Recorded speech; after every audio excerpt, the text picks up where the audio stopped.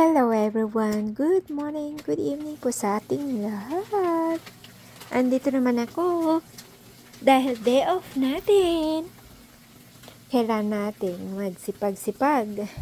Huwag tatamad-tamad dahil marami tayong nakaabang na trabaho. Dahil day off, nung weekdays, busy ako. Then, nakaipon ako ng maraming labahin. Ayan, lalaban natin ngayong Saturday. Sino ang kagaya ko dyan na hindi mapakali kapag day off or walang ginagawa? Maikot mo lahat ng buong sulok ng iyong bahay, malinisan.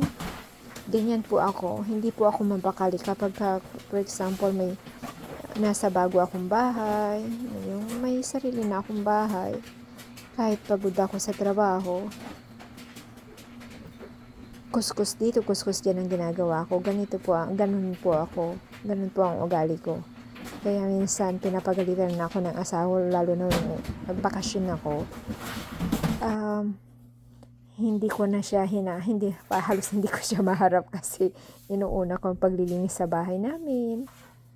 Ewan ko, nasanay po ako na galaw ng galaw. Yung, alam mo yun, para akong kiti-kiti. Na linis dito, linis doon. Ganyan po yung ugali ko. Lalo ganun din nung dalaga pa ako. Kasi nasanay ako nung nasa bahay namin. Akong tagaluto, tagalinis. Taong bahay po ako nung hindi pa ako nagtatrabaho ng abroad. Kaya ako ang favorite ng aking nanay. Joke.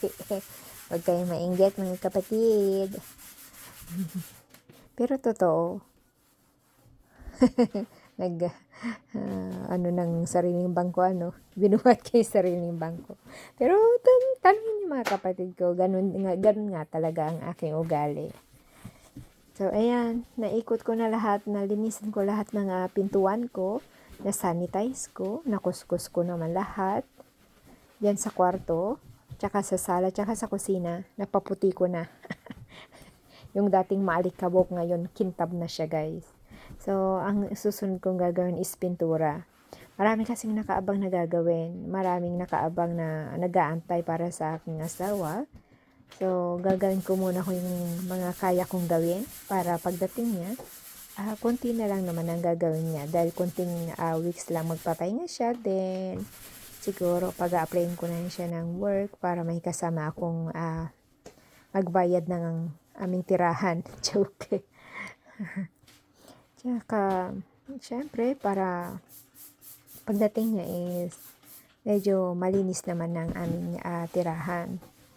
Hindi siya yung magiging komportable naman siya pagdating niya dito. Diba? Nung ganyan naman ang mga natin, diba? Yung gusto natin maging malinis lahat, yung malinis lahat ng ating iniikutan sa loob ng bahay. Dahil kapag nakikita ko kasi ang loob ng bahay na makalat, hindi po ako mapakali na para akong na-stress po ako kapag madumi ang loob ng bahay. So, ganyan po yung aking daily routine kapag day off.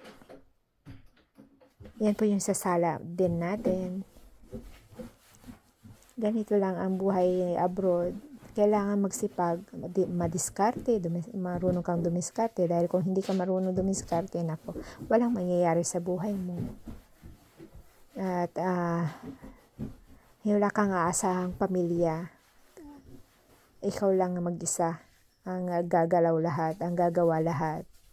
So, sana nag-enjoy po kayo sa aking video.